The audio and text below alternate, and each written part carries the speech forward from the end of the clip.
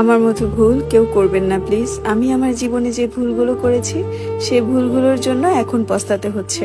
আমার বিয়ের পর থেকে আমি আমার স্বামীকে তেমন একটা পছন্দ করতাম না। আমার স্বামীর কোনো কথাই প্রায়োরিটি দিতাম না। সব সময় আমার বাবার বাড়ির মানুষের কথাই চলতাম। আমার স্বামী আমাকে অনেক ভালোবাসতো, কিন্তু ওর ভালোবাসার মর্যাদা আমি দিতে পারিনি। ও সব সময় বলতো, যেদিন আমি থাকবো না সেদিন বুঝবে আমি তোমার জীবনে কি ছিলাম। কেন জানি বিয়ের পর থেকে আমার স্বামীকে আমার কাছে ভালো লাগতো না। ও যেই কথাটাই বলতো, যেই কাজটাই করতে বলতো, সেটার বিপরীত সবসময় করতাম। বিয়েটা আমাদের পারিবারিক ভাবেই হয়। আমার বাবার এক বন্ধুর ছেলের সাথে আমার বিয়ে হয়, বাল্যকালের বন্ধু। গ্রামের বাড়িতে থাকেন তিনি, আর আমার বাবা শহরে থাকেন। আমার বাবার ঢাকায় 2টা মুদি দোকান আছে। এমনিতে গ্রামে একটু একটু জায়গা জমি আছে। ওই যে বললাম না, বাবার বাল্যকালের বন্ধু, কিন্তু বাবার সাথে তেমন একটা উঠা বসা ছিল না। গ্রামে যাওয়ার পর হঠাৎ দেখায় বিয়ের কথা ঠিক হলো। বাবাও ভালো ছেলে মনে করে আমাকে বিয়ে দিয়ে দিল। কিন্তু ছেলে থাকতো দুবাই। উনি বাংলাদেশে আসার পর আমরা বাবার বাসার পাশে বাসা নেই। সারা দিনে বেশিরভাগ টাইমে আমি আমার বাবার বাড়িতে থাকতাম। আমার স্বামী যখন রাত্রে ঘরে ফিরতো তখন মার বাসা থেকে খাবার নিয়ে তাকে এনে খাওয়াতাম। আমি তাকে খুব কমই রান্না করে খাইয়েছি। সে আমার কাছে অনেক আবদার করতো আমি যেন তাকে রান্না করে খাওয়াই। আমি যখন তাকে বিয়ে করেছি তখন সে দুবাই ছিল। দুবাই থেকে এসে আমাকে বিয়ে করেছে। কিন্তু বিয়ে করে আসার পর আবার একবার গিয়েছিল। এরপরে যে আসলো আর যায়নি।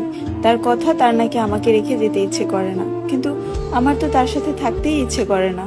আমার স্বামীকে আমি পছন্দ করতাম না এর মানে এই না যে আমার স্বামী দেখতে সুন্দর ছিল না কিংবা কোনো খুঁত ছিল। সে দেখতে মাশাআল্লাহ অনেক সুন্দর ছিল, উঁচা লম্বা, সব দিক দিয়ে পারফেক্ট ছিল। যেমন লেখাপড়া তেমন সব দিক দিয়েই ভদ্রতা ছিল।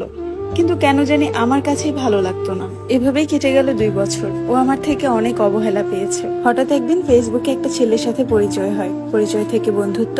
তারপর সময় করে প্রায় সময় ওর সাথে আমার কথা হতো। সকালে গুড মর্নিং, দুপুরে খাবার খেয়েছি কিনা, রাতের বেলা ঘুমের আগে গুড নাইট, সবকিছু মিলিয়ে ও আমার সব সময় খোঁজ খবর নিত।